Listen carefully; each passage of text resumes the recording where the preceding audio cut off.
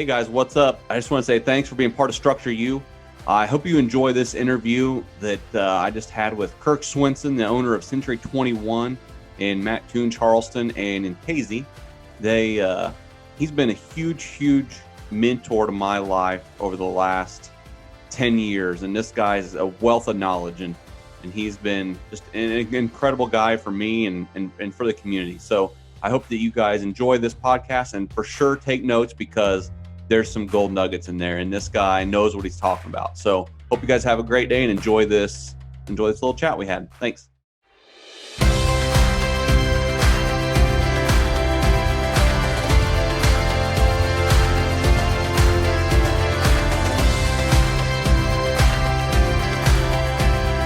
All right, guys, I'm joined here with the man, the myth, the legend. Like, this dude, Kirk Swensen, has been my mentor for the last, it's probably been 10 years. I started my business, Kirk, in 10 years, and you probably don't know or remember, but I remember asking you to go out to lunch one time because, and it wasn't even a bad, we all understand, the ship that doesn't sail is a partnership. And it wasn't, I was going through a bad breakup or anything with this guy, but we were just both exiting, and I got your advice on which way I should go. And so that's when I first met Kirk. But since then, I've gotten to where literally, like, anytime I need any advice, like business advice, like, he's my go-to guy. And now he owns, well, when I first met him, he owned a carpet cleaning company there, Kaima Cleaning in Mattoon, and now he owns Century 21. And I know, how many locations do you have now? Two or three? Three locations. I know you guys just opened up a new one. So if you guys need any real estate needs, like, this is your go-to guy. But I asked him to join us today to talk about, because Kirk worked for a Japanese company for corporate America for 17 years. And then he jumped ship and decided to be his own boss and pave his own way. And, and I asked that question last night on Structure U. Would you rather work hard for somebody else or work your butt, or not work, but would you rather take it easy working for somebody else or work your butt off working for yourself? And, it's kind of a trick question, because if you, like, Kirk, if you work hard for somebody else and you learn, you're going through that process, you understand that once you go on your own, it's a little bit easier. I had to take the hard route, but, Yep. so tell us a little bit about your story. We all get to take a little bit of the hard route. So, you said you don't remember. I remember distinctly when I met Mike Newhart. So, well, thank you. Exactly 10 years ago.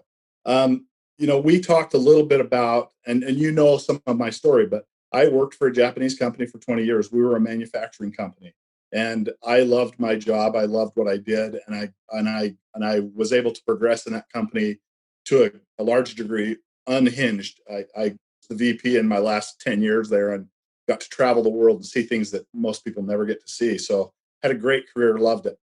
But at some point during that career, I realized that one, was missing a lot of things with my kids and my family. And I was making a lot of money for other people. And not that wasn't good, because it was. I always want to carry my weight and make sure that I'm paying for myself. But I realized I was missing more than I was gaining. Great job, great company, would work for them at the drop of a hat anytime. But at some point, I made the decision to cut that string and go out on my own, and it was very scary. And for the first, after I left, like we talked, I questioned everything, my sanity included, and wondered if it was the biggest mistake I'd ever made. You just said something in your intro there about working your butt off for somebody else or working it off for yourself. My personality is that I'm going to work my butt off no matter what I do, whether it's for someone else or for myself.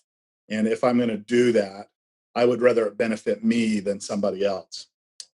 So that's I think where you look at your traits, you look at your own personal traits, and you say, look, I have strengths, I have weaknesses, I can make something out of this if I just try.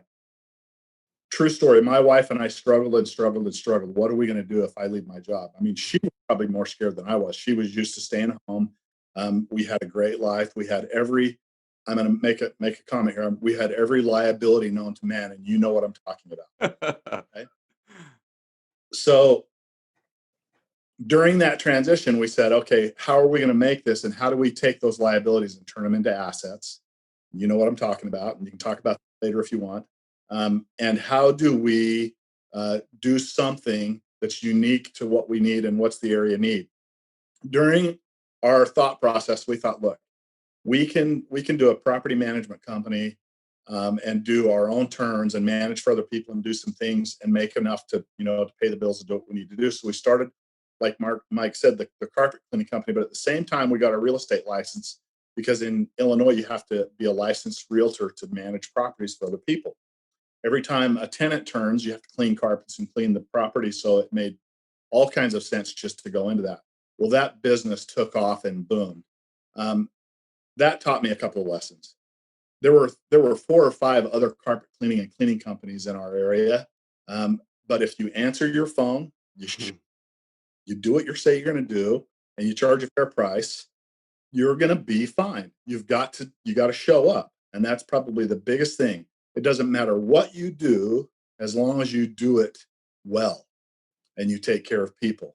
And when you do that, your business will grow. From that, our real estate started building. And then my son came in to help us with the restoration side. And after about, I'm going to say 5 or 6 years, he was kind of running that business, and it was in an automatic mode. And the real estate just kept growing and growing and growing. Well, then my daughter wanted to get into the real estate business. So we thought, if we're going to do real estate, instead of being a little independent, why don't we think about getting a major brand and going into that? So at that time, the owner that owned Century 21 had been here for 35 years, and he was ready to be done. It was perfect timing. So we bought him out, bought the Century 21 name, bought his location, did all that stuff. And over the next 5 years, worked our butts off. And we now do 2.5 times what he did as the owner. And we're the largest real estate company in about 4 county area. Oh, that's awesome. Yeah, so and I'm not going to say it's easy, and I'm not going to say that you don't work your butt off, because if you want to be successful, you're going to work your butt off. um, but you get to see the fruits of that work. You get to enjoy that benefit of what you make by having ownership or doing it. You mentioned one other thing. I owned pieces or was involved in many other businesses through the years as other ventures. And I can tell you that partnerships are difficult at best, and very few of them survive. When we finally decided to do this, we just said we're not doing it with anybody else. We're just doing it with us, and it made a big difference, because then it's hard to work with your wife and with your wife, but I would rather do that than have a partner that took advantage of everything that happened in the business. So you learn through that process, and it's a learning process for her and for me. I was used to being gone. She was not used to having me there. I intruded her space. We crossed over in things that we did, but it made a lot of sense. And what she brings to the table in the business, and I don't want to discount that at all, are strengths that I don't necessarily like to do or bring to the table, and she does really well. So that's a partnership in a marriage that works really well. That's awesome. And you said so many good things there that I want to unpack. But like you mentioned too, you worked for somebody else, and it was a good relationship. And you, with that job, you made good money, and you had all these other liabilities. If anybody doesn't know what liability is, Kirk had a bunch of toys. And with that being said, now, because when we talk about success, like there's obviously so many different types of success. Some people look at it as toys, but having all those toys and all the liabilities, did that make you any happier? Oh, I think it was great when the kids were young, and we went to the lake every weekend. We had every kind of lake toy you could have. We had a great house. We had a great property, but I had no income producing assets. I didn't have any rental properties. I didn't have any farm ground. Everything that I had cost me money to keep and enjoy. So what I learned was I would rather buy an asset that produces income and use that income that's passive, that I don't have to work really hard for, to pay for the toys. And now I can have toys for as long as I want, and never have to worry about where the income comes to pay for it. So I'm using my assets to buy the toys or play with what I want to play with. And I think that's a great answer, because on one hand, you're creating those experiences with your kids because of the income that you had. You could create those things. Correct. Some people say, well, money's not everything. Money's the root of all evil. Money's not the root of all evil, but money can create opportunities. Money creates opportunities that some people will probably never have, and they say, "Well, my life's good. I'm content," and that's fine. But like, and I have asked you this before, so I'm in a situation in my life where I could probably be hustling a lot more, and I completely understand that. And sometimes I wish that I were, but I also understand that my kids are 7, 5, and 4, and I'm never going to get this time back. And I mean, yeah, I guess I could work a little bit harder and get the boat, but these kids don't know the difference between a boat and playing in the backyard on the swing set at this point in their lives. And I'm like, that's why I've asked you many times, am I doing this the right way or not? And you are. And I think we've had this conversation. If I have one regret, it's that when my kids were young and impressionable, and when I could have had a lot more impact on their lives, wrong. They're good kids, and they all turned out great. I was off pushing really, really hard, workaholic, 12, 14 hours a day, gone a lot, traveling overseas. If I could change it, I might. I don't know. I can't say that I would, but that's one regret that I do have, that I was gone a lot when they were young. Yeah. And I guess I'm glad that's kind of where I'm at in my life because, and how old are you, Kirk? 56. 56. Because so I'm 36. I've got 20 years. I'm like, there's still plenty of time to make a lot of money as I get older. Like right now, I'm just going to enjoy this. But like I said, sometimes, and for me, going into Christmas light season, it's like we start hanging Christmas lights today, so it's going to be balls out for a few months, but it's only a short period of time. Then I get to rest for like a month and a half with my kids. So That's right. so I do. I Well, think that I like that. Well, and we talked a little bit, and I don't know if I mentioned it here or earlier, but we talked a little bit about each of the things that we do as a job or a career or even just as a side gig. We learn from everything that we do. That's our education. And I think education, practical, hands-on, is just as important as any college or trade school you can go to. So what you learn by doing things is very, very important. So each step that you take, as long as you're learning, I think you're making progress. Yeah, and that makes a lot of sense. And I've asked you this before too. Like, you understand that when you worked for 20 years for somebody else, along those lines too, you are building networks with people so that in the future, and you didn't have any idea. Whenever I sat down with you 10 years ago, I had no idea the impact that you would have on my life 10 years later. But that old saying, your network is equivalent to your net worth. And that is so true. You don't see a lot of broke, homeless looking people hanging out with super successful people. That's correct, and that's a great point. I read just maybe 3 weeks ago that those people that are successful hang with the people that are successful. And why do you do that? Because the expectation of those that you hang out with is where you end up. So if you hang out with some loser that doesn't have any expectation, you're going to end up in his car with him with no expectations somewhere. So you need to choose your friends wisely and put expectations on ones that aren't performing well. Say, hey, what can we do to help you get better? That's kind of why I love what you're doing. And I know I've not been involved in it. I've watched some of the videos. I love what you're trying to do and where you're going with it, because we can impact each other. And you know that I'm open. I love to talk about this kind of stuff to people. If I can help a couple of people take a step in that right direction, it's a huge deal. Yeah. And with that said, give us a couple words of wisdom on just taking that first step.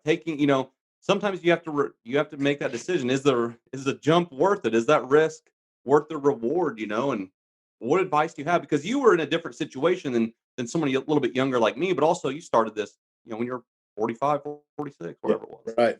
Well, there's a couple of thought processes there. I've always been a very fiscally careful person, and we made good money. Margie worked for a long time together. We tried to be as debt free as we could. When I quit my job, I was 100% debt free. So my house was paid for, my paid for. That's a huge difference, because Huge difference. that financial stress can kill you. So you need to be careful there. If you're under a ton of debt and under a ton of stress to keep up with the Joneses, you better be careful. One thing, this is a true story. Had a 6,000 square foot home, 5 bedrooms, 4 baths on the golf course south of town. And when I left my job, I sold my house and I moved into an apartment that we had in town. All of that cash, and that became my play money. Okay. Oh, that's awesome. To do whatever. I lived in an apartment in a commercial building that we owned and was paid for, so I had zero overhead. no costs. So if I didn't make a dime, I was still going to probably be able to eat for a minute. So it takes a minute to make that cash flow stream start. But if you're careful in your planning, then you can do that. So another lesson I try to teach my kids, if you'll sacrifice a little bit today and go without things today, your long term, you're not going to have to work near as hard, but you're going to have to make that sacrifice at some point in order to leverage that so that you don't have to work really hard the rest of your life. So it's a choice. You don't have to do it. You either do it when you take that jump or you're going to do it the rest of your life. What do they call that? Delaying gratification. There you go. And and there are some people that are completely opposite of that. I'm only young one time. I'm going to have the boats and all this stuff. And like you said, they're up to the debt and their eyeballs and they're trying to keep up with the Joneses and they can't leave that job. Like they're forced to that job. And, when something like this coronavirus comes along here and there's people losing their jobs, then Oh, what? yeah. You know? It's the golden handcuff. And then if you're in an industry that can get affected by that, you're in trouble. That's one other point you just made that was really good. When we talked about starting a business, something that came to my mind very early was, what can we do that's somewhat recession proof? Well, the carpet cleaning, that may sound stupid to people, but what they don't see is the restoration side of that business, which is all insurance related. So Mm, going to be storms. There's always going to be broken pipes. There's always going to be people with issues that way in their lives. And if you position yourself properly in the right market and are fair, you're going to stay busy enough to pay the bills. Okay. We also selected to do a lot of stuff, as you know, at Eastern Illinois University. And we did in the early days, started with about 600 units in student terms in the summer, and they're doing 1,500 to 2,000 a year now, so that's a continual stream that you can kind of count on every year, year after year. Kids are going to keep going to school. yep. They'll have those issues that come up. The real estate was probably the biggest risk because it some financial stress in the market if it's not doing well. But again, if you're going into it debt free, a very successful business guy asked me in 2008 when we started our business, shit hit the fan, excuse my French. Yeah. Um, I walked into his business and he said, how's it going? I said, well, I don't know. We started our business probably in the worst time that you could start your business in an economy. So we're doing okay. I don't know what good looks like. We'll just keep plugging along. And we did. I tell you now, I know what good looks like. And it wasn't 2008, but it wasn't bad. And But it and wasn't bad for you us. make a great point there. You just keep plugging along. And if you truly believe in it, like I did with the Midwest Soft Wash, like I didn't know at first. It was kind of a hobby. And I was Yep. like, dude, I'm just gonna keep plugging along because and now, now we're washing 350 and that I haven't scaled this probably like I could, but Right. I wasn't interested in, the employees and stuff like that. Different story. But I just continue to plug along and the advice that I don't know, you or somebody gave me, answer your phone, show up on time, do what you say you're gonna do, and just cash checks. Because people are gonna pay Absolutely. you. And even now, I mean, and customer service, and you understand this more than anybody being in your field, but customer service is all of it. I could I could wash a house and it look worse when I'm done, but because of the customer service level, I make that top notch. What else can I buy from you? What else do you guys do? We get that so often. I'm like, nothing, but call me next year. We'll clean it again. That's right. No, And it's and I think critical. yeah, and I think too, so in our situations, you had a lot of capital to play with. I was starting out, we didn't have hardly any debt. Maybe our house was all we had, but I mean, I bootstrapped it. You remember that first van I had, like that thing was scary looking. And even now, Yep. I still bootstrap a lot of this because I don't. I mean, I want to have nice stuff, but I also understand it's going to get ruined and stuff like that. But if you start your own business, you can bootstrap. You don't have to spend tons of money to get started, especially if it's a service oriented business. That's correct. It pays to keep things clean and make them look nice, but they don't have to be brand new. Um, Yeah. we buy our service vans that are out in service from a local beer distributor that puts 100,000 miles on it and takes great care of them. So when he's got 100,000 miles, we buy those used. They look almost brand new when we put our stickers on them and run them for 10 more years. You That's know, awesome. just smart money. You don't need to have there are places you need to spend money to make sure that you're doing things right, and there are places where you need to be careful with your money, and that's just smart business. Yeah, and that makes a lot of sense. And I remember when we first met, maybe the first couple of years, you said, our because of our reputation now grown so much, I don't spend hardly any money on marketing.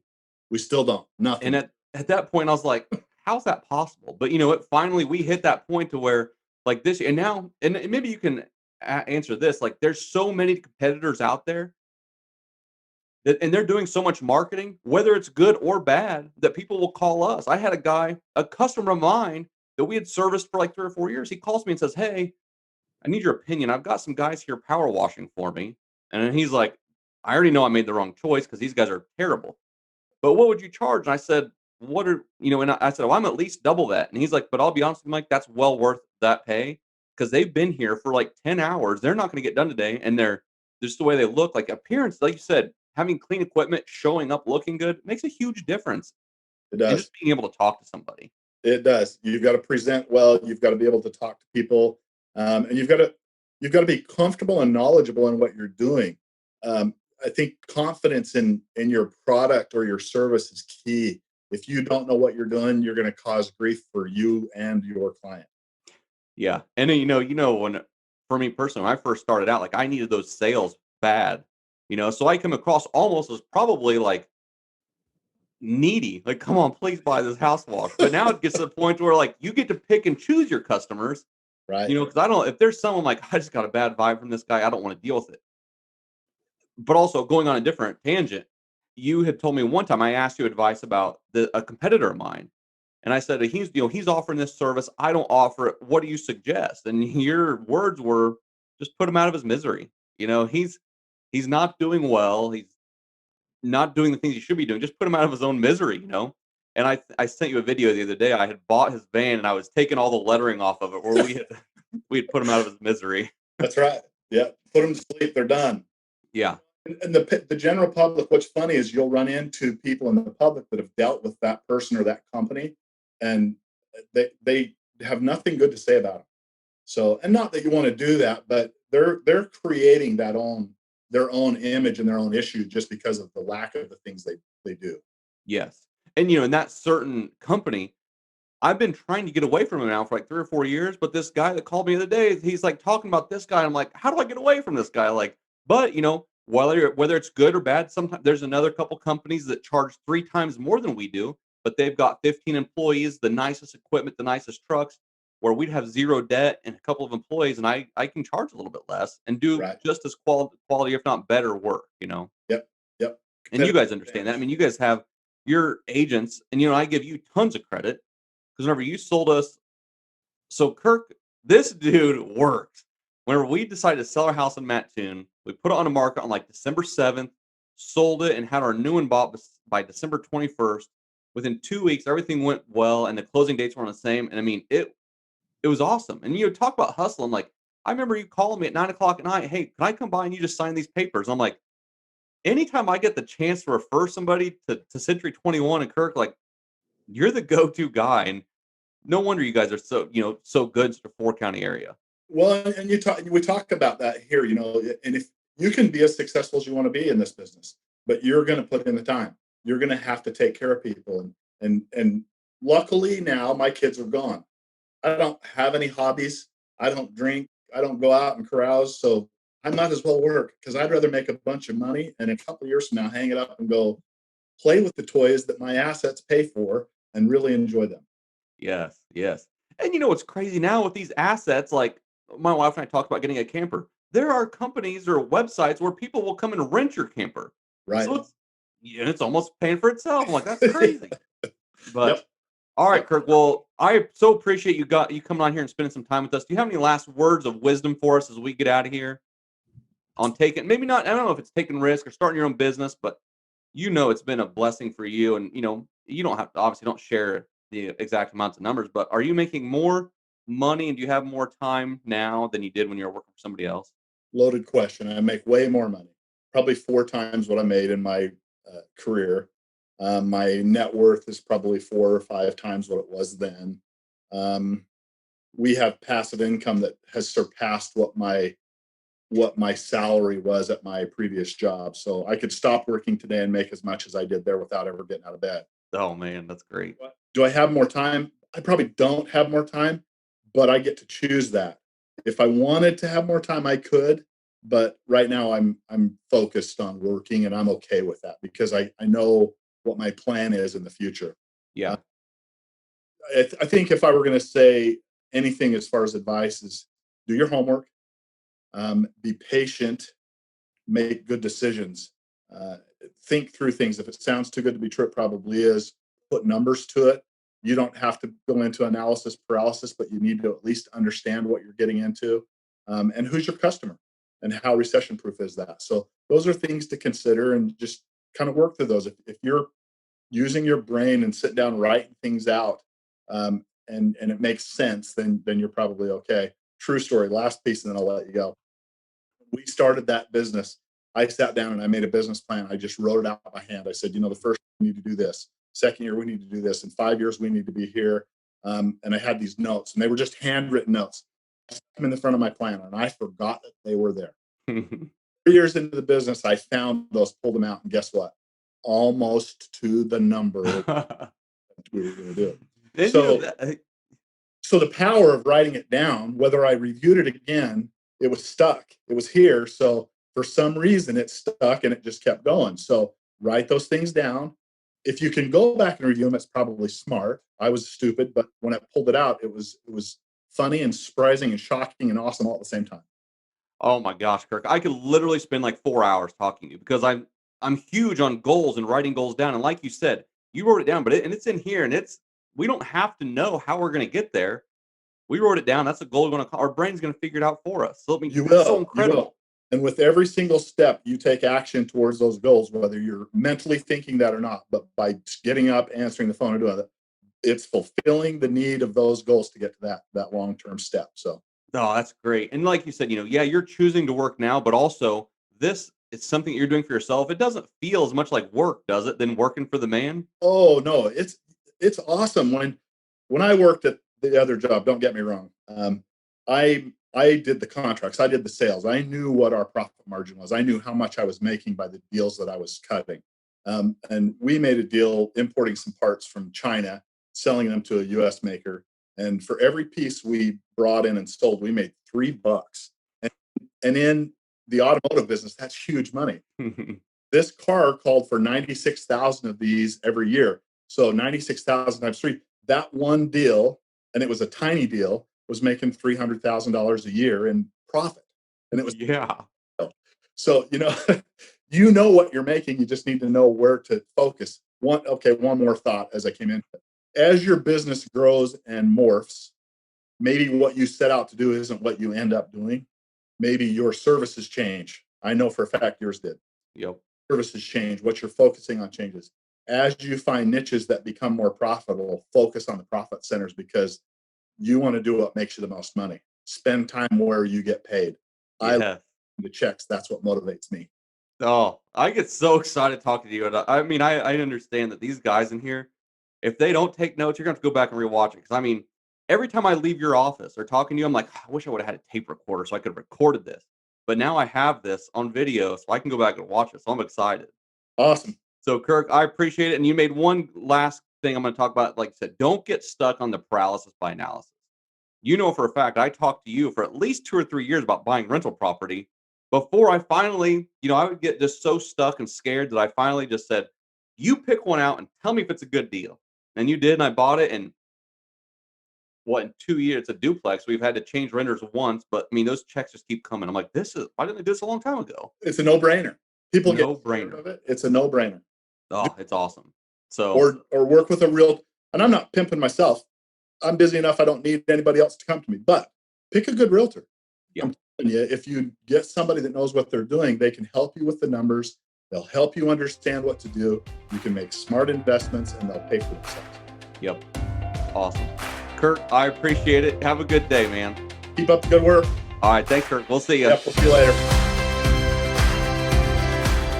For more great content, check us out at structureu.com. Thanks for listening.